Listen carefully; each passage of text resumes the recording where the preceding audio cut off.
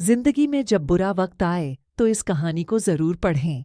आज हम ऐसे ही एक मोटिवेशनल स्टोरी के बारे में बात करेंगे। यह कहानी ऐसी है कि आपके जीवन में हजारों मुश्किलें या बड़ी परेशानियां क्यों ना आ जाएं, लेकिन यह कहानी आपको हर मुश्किल में रहना और मुस्कुराना सिखा देगी। एक फकीर एक देश की यात्रा पर निकला।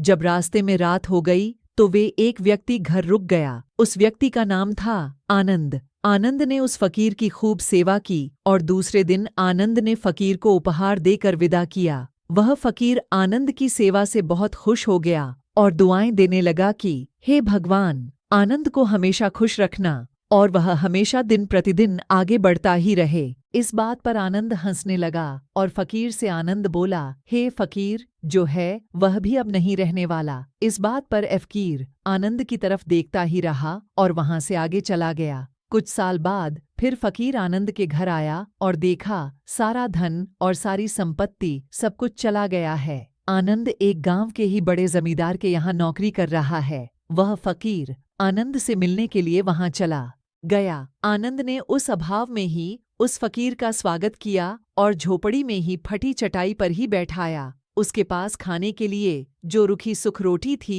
वह खाने के लिए फकीर को दे दिया। जब फकीर वहां से जाने लगा तो उसके आंख में आंसू था और फकीर कहने लगा, हे भगवान, तुमने यह क्या किया? तो आनंद फिर हंसा और कहने लगाया, अरे फकीर, तू क्यों दुखी हो रहा है? ईश्वर हमें जिस हाल में भी रखें, हमें हमेशा खुश रहना चाहिए, उसे धन्यवाद देना चाहिए। समय सदा बदलता रहता है और इतना ही नहीं, यह भी नहीं रहने वाला है। इस पर फकीर सोचने लगा कि मैं तो केवल वेश से ही फकीर हूँ, लेकिन सच्चा फकीर तो तुम हो आनंद।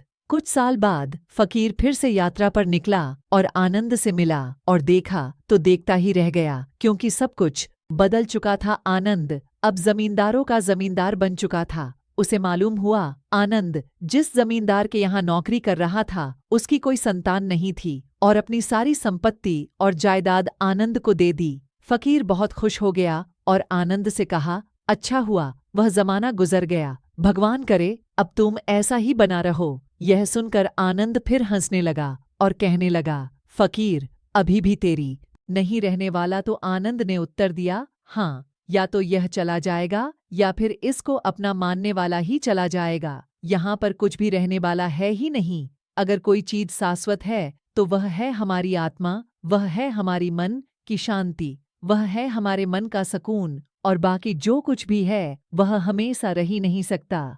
फकीर ने आनंद की बातों को बहुत ही ध्यान से सुना और वापस चला गया।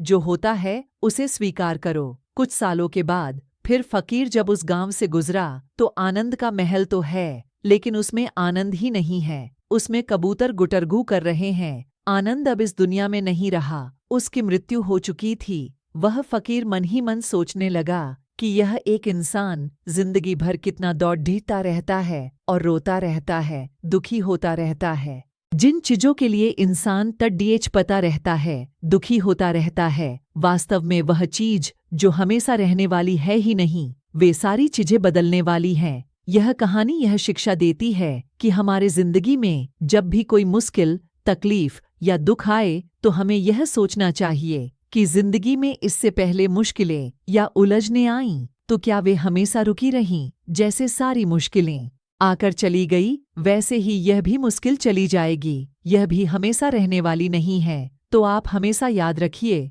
कि जिंदगी में कितना भी बड़ा दुख क्यों न हो, वह हमेशा रहने वाली नहीं है। ये दुख भी चले जाएंगे। एक बार अकबर ने बीरबल से कहा कि बीरबल, आज कुछ ऐसा लिखो कि जब मैं खुशी में पढ़ूं तो दुहक, और जब दुहक में पढ़ूं तो खुशी हो। तो बीरबल ने लिखा, यह वक्त भी बीत जाएगा।